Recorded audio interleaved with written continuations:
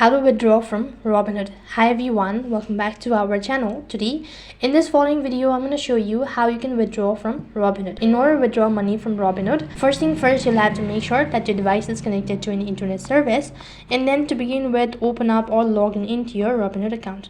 So in order to log in, you'll have to first of all verify your identity by providing the passcode, and after you're done with that, now you'll be taken to the home page. So here you need to tap the accounts button to navigate to transfer, located right at the bottom. Once you do that, you need to click the withdraw funds in a transfer section. In my case, the interface won't appear, so I'm just going to instruct. So after that, you need to tap the accounts to navigate the transfer button. You'll need to click on withdraw funds in the transfer section. After that, you need to enter the desired amount that you wish to withdraw, and you also need to select the destination where you actually want to withdraw. Or once you've done selecting the destination as well, click the submit button, enter in your passcode, and then you'll be notified with the statement stating that you've successfully withdrawn. Within a couple of days later, you'll be notified that the amount has been successfully deposited or added into the particular destination. So in that way, you can withdraw funds from Robinhood. That is all for this video.